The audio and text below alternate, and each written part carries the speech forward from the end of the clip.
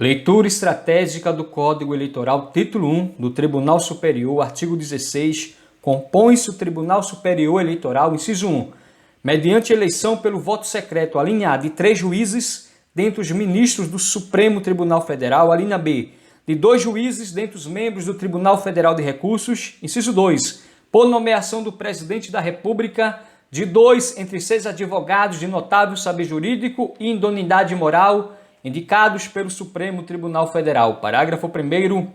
Não podem fazer parte do Tribunal Superior Eleitoral cidadãos que tenham entre si parentesco, ainda que por afinidade, até o 4º grau, seja o vínculo legítimo ou ilegítimo, excluindo-se neste caso que tiver sido escolhido por último.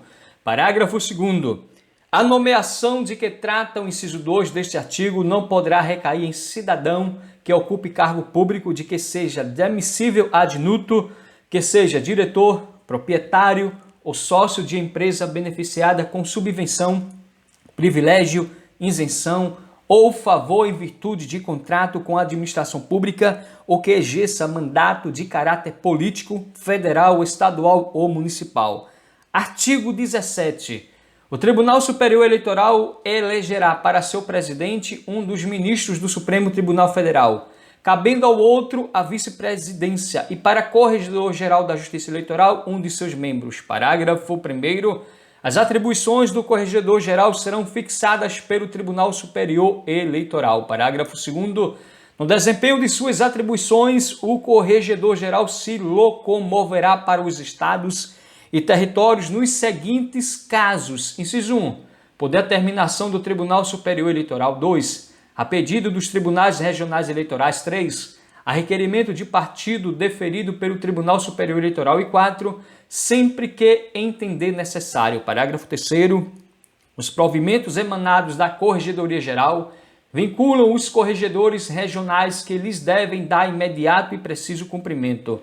Artigo 18. Exercerá as funções de Procurador-Geral junto ao Tribunal Superior Eleitoral o Procurador-Geral da República, funcionando em suas faltas e impedimentos seu substituto legal. Parágrafo único.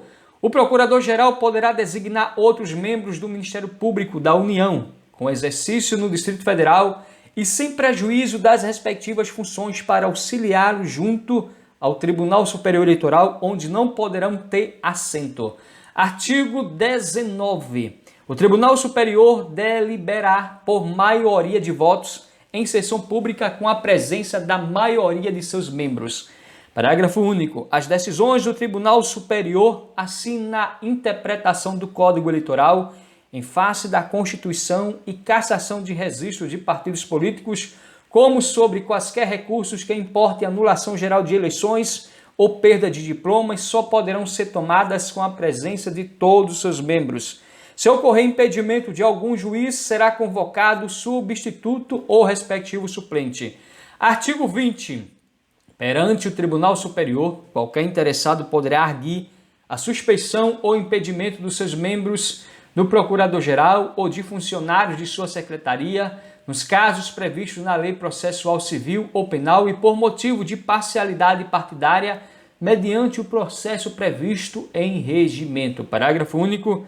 Será ilegítima a suspeição quando o excipiente a provocar ou depois de manifestada a causa, praticar ato que importe aceitação do arguido. Artigo 21.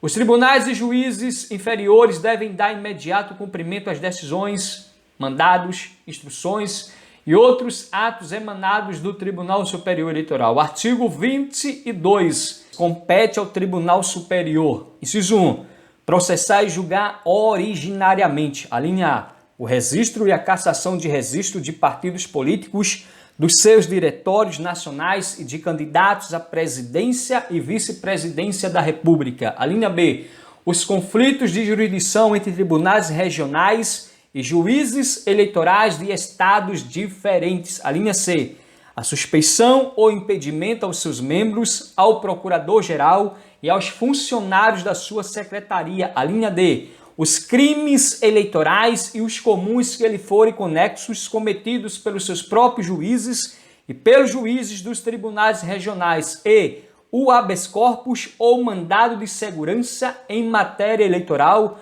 relativos a atos do presidente da República, dos ministros de Estado e dos tribunais regionais, ou ainda o habeas corpus quando houver perigo de se consumar violência antes que o juiz competente possa prover sobre a impetração.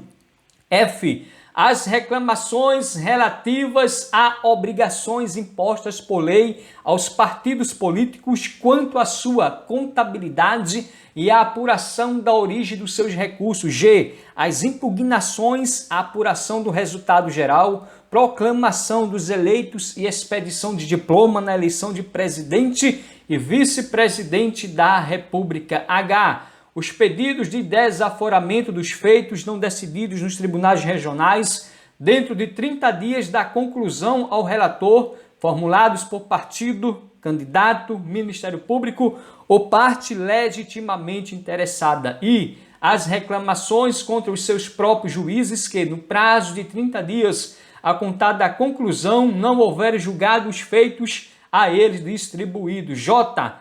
Ação rescisória nos casos de inelegibilidade, desde que intentada dentro de 120 dias de decisão irrecorrível, possibilitando-se o exercício do mandato eletivo até o seu trânsito em julgado. Inciso 2. Julgar os recursos interpostos das decisões dos tribunais regionais nos termos do artigo 276, inclusive os que versarem matéria administrativa. Parágrafo único. As decisões do Tribunal Superior são irrecorríveis, salvo nos casos do artigo 281. Artigo 23. Compete ainda privativamente ao Tribunal Superior. Inciso 1. Elaborar o seu regimento interno. 2. Organizar a sua secretaria e a Corregedoria Geral, propondo ao Congresso Nacional a criação ou a extinção dos cargos administrativos e a fixação dos respectivos vencimentos, provendo-os na forma da lei. 3. Conceder aos seus membros licença e férias, assim como afastamento do exercício dos cargos efetivos. 4. Aprovar o afastamento do exercício dos cargos efetivos dos juízes dos tribunais regionais eleitorais. 5. Propor a criação de tribunal regional na sede de qualquer dos territórios. 6. Propor ao Poder Legislativo o aumento do número dos juízes de qualquer tribunal eleitoral, indicando a forma desse aumento. 7. Fixar as datas para as eleições de presidente e vice-presidente da República, senadores e deputados federais, quando não tiverem sido por lei. 8. Aprovar a divisão dos estados em zonas eleitorais ou a criação de novas zonas. 9. Expedir as instruções que julgar convenientes à execução deste código. 10. Fixar a diária do corregedor-geral, dos corregedores regionais e auxiliares em diligência fora da sede. 11. Enviar ao presidente da República a lista tríplice organizada pelos tribunais de justiça nos termos do artigo 25. 12. Responder sobre matéria eleitoral às consultas que lhe forem feitas em tese por autoridade com jurisdição federal ou órgão nacional de partido político. 13. Autorizar a contagem dos votos pelas mesas receptoras nos estados em que essa providência for solicitada pelo Tribunal Regional respectivo. 14.